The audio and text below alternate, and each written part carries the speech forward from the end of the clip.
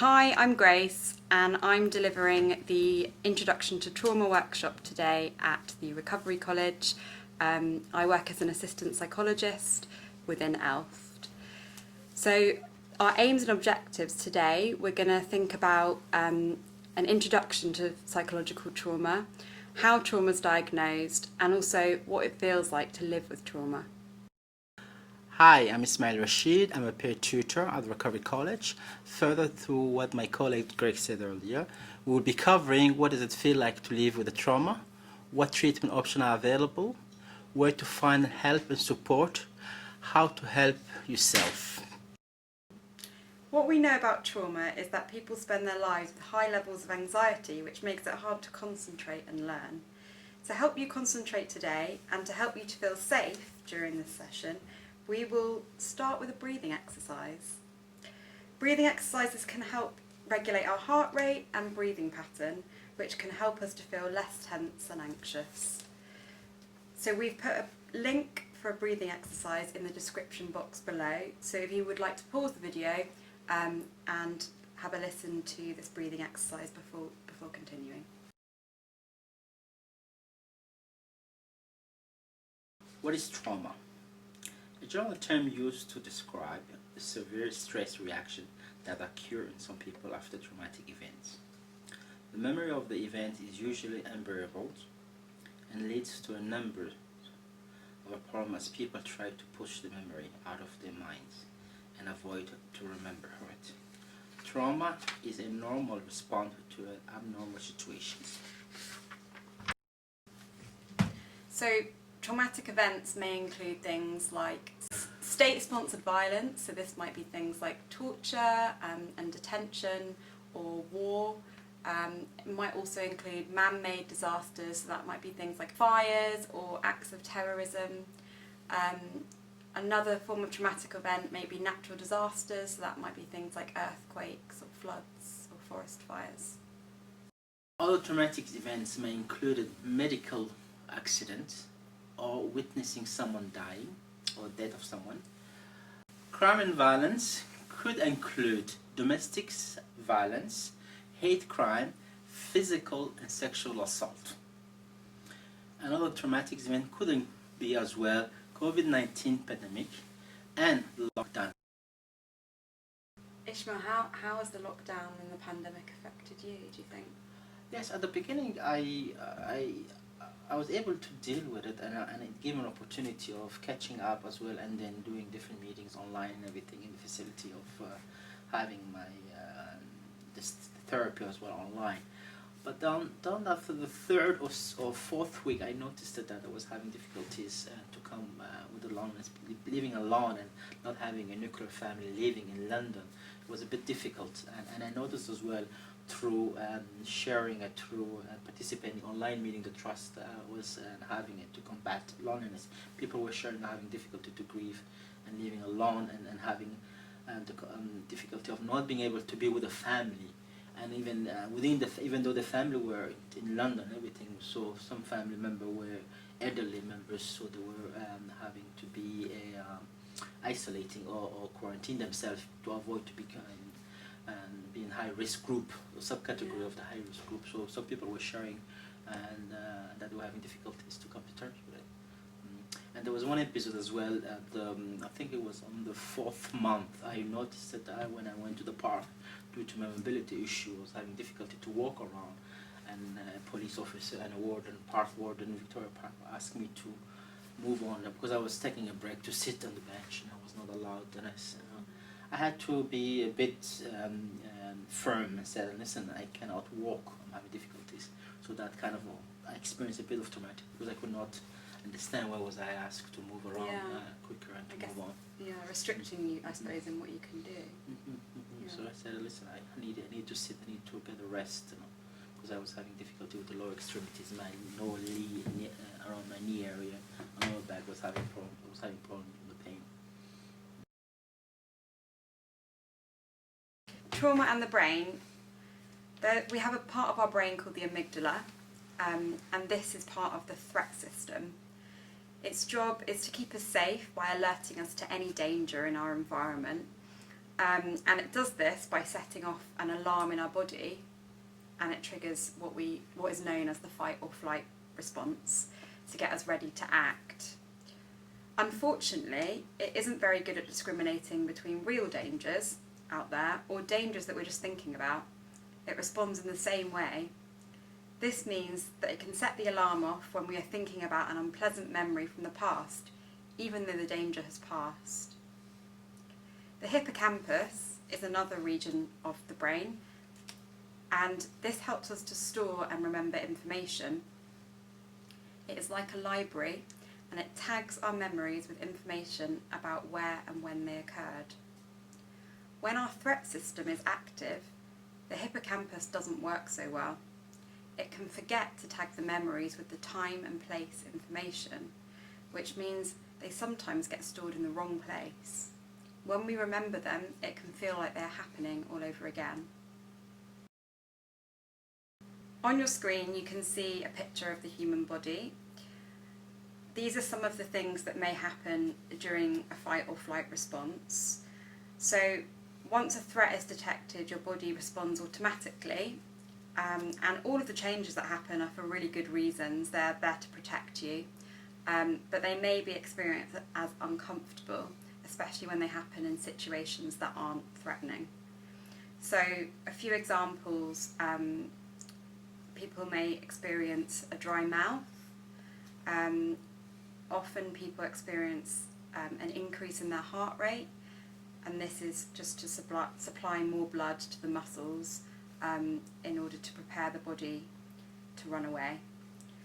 Another example is that you may experience sweaty palms, and the body sweats to keep cool. Breathing may become quicker and shallower, and this is to take in more oxygen, again to prepare the body to be able to fight or run away.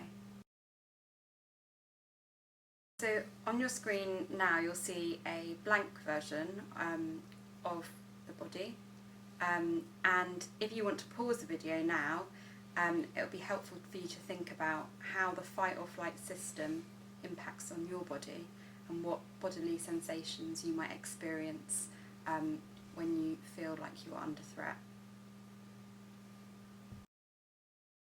Impact of trauma on everyday life. As we said, people with trauma might have the following problems: flashback, hypervigilancy, disassociations or spacing out, nightmare, sleeping problems, always scanning for danger, expecting the worst to happen, avoid going out and socializing, and missing out on things that they used to enjoy, having negative thoughts about themselves and others, feeling of shame, guilt, remorse, and anger. Ishmael, I know that you have experienced some trauma. Would you like to share what that was? Yes, yeah, definitely.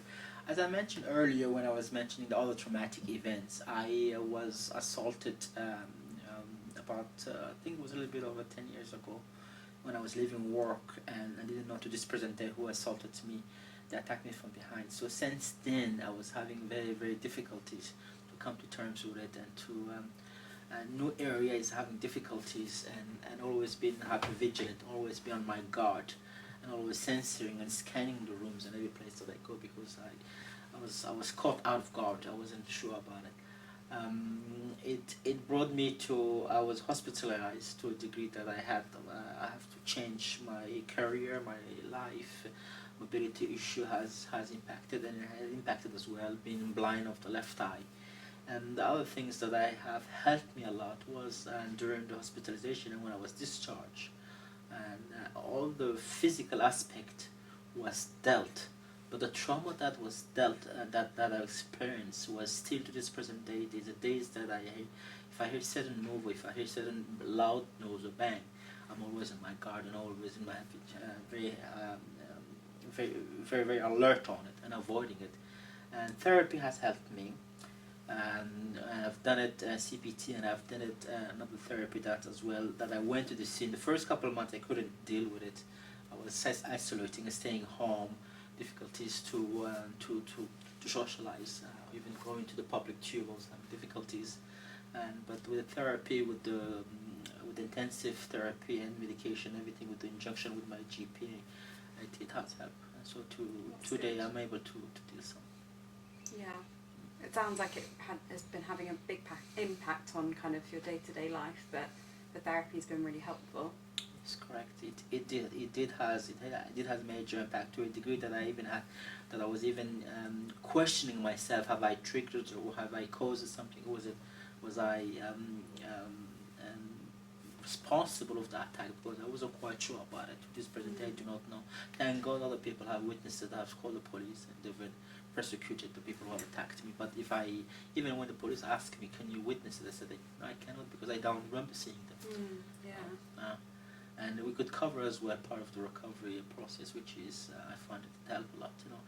I think the key for me was when I came to terms, and that wasn't my fault. I was in the wrong time, wrong place, and with the help of the therapist and being gentle more about myself, the CBT as I've asked me, the cognitive behavior therapy have helped me a lot. That's good.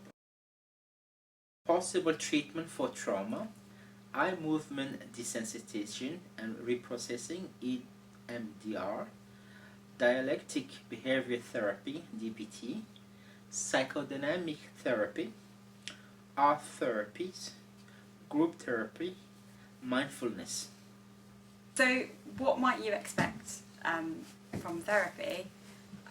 During therapy, you develop a formulation of your problem with the therapist. So, this might be to understand how the traumatic incident has affected you. And you also try to process the traumatic memories. So this might involve recalling what happened in a safe environment so that those memories feel less distressing to you. In therapy, you also learn coping skills to help to manage your symptoms, and you also learn to deal with avoidance and isolation. And another common thing to do in therapy is to challenge negative thinking that might be getting in the way of you doing some of the things that you want to do in life. Other forms of self-help could include, not limited only, looking after yourself, healthy eating, drinking, sleeping patterns. Physical exercise can also help when spacing out of freezing, example jumping on the spot when you get hurting. Breathing exercise helps relax intense body. Distraction takes your minds off the anxiety. Social activities tackle avoidance, connect, contribute, use your strength. Imaginary exercises, example safe space. And not last, grounding skills. Grounding is a skill of staying in the present moment.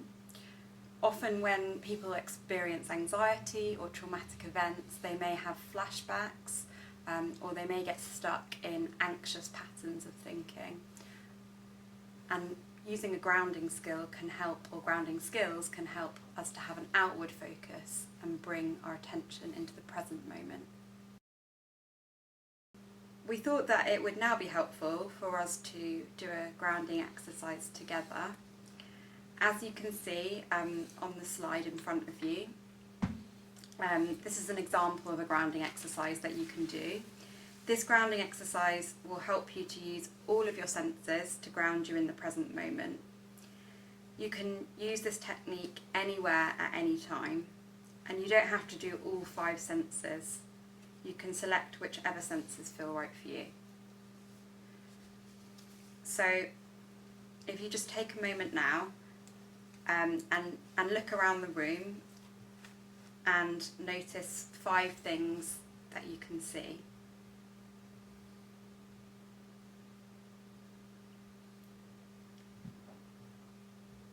Now I want you to think about 4 things that you can touch. So that might be the seat underneath you, or it might be your trousers, or there might be objects by you that you can touch.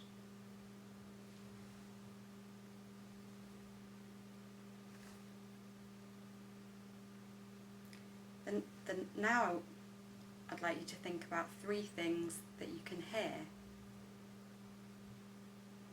It might be a fan, or it might be traffic going past in the street.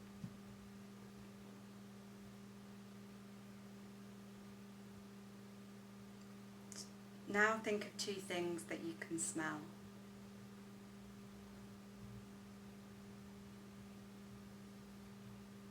And lastly, 1 thing that you can taste.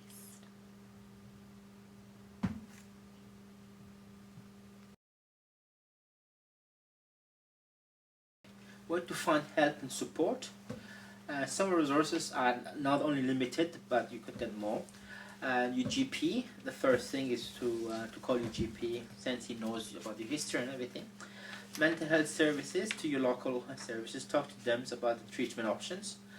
Over the weekend or after the working hours, the 24 hours crisis line, which is 0207 771 5807. Or you can go to the E&E, and most of the emergency and accident has a mental health team. Family and friends, social networks, trauma-specific resources, the Survivor Trauma and Abuse Recovery Trust START, NAPAC, the Victim Support, the Positive Outcome for Disassociative Survivor Group, POTS. Mine's website has many more. And thank you for joining us today for this course. We recommend you to look after yourself. This course might has raised some emotions and trigger some trauma emotions. Take care of yourself. Please make sure to use your usual support networks and coping strategies as needed. Please refer to the resources that we've discussed, and all links are in the description box. If you have any further questions, then please bring these to the Zoom tutorial. Thanks for watching. Thank you. Goodbye. Bye!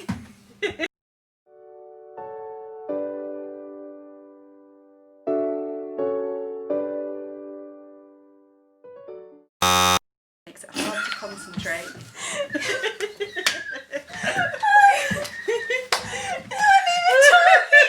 Do things like steak. Else that the Samaritans